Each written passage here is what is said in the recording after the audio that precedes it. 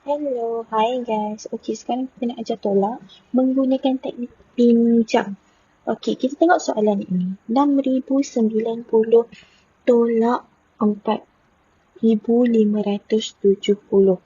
Okey, pertama sekali kita still lagi mulakan tolak daripada kanan. So, kosong tolak kosong. Okey, jawapan dia kosong lah.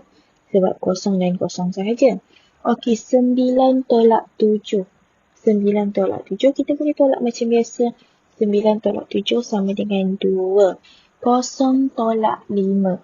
Okey, dari sini kita boleh tengok kosong lagi kecil daripada 5. Jadinya kita perlu pinjam dengan nombor sebelum dia. Nombor daripada kiri. Okey, kita pinjam 6. 6 kita jadikan 5. Sebab kita pinjam 1. So, 1 bila bawa ke sebelah dia jadi 10.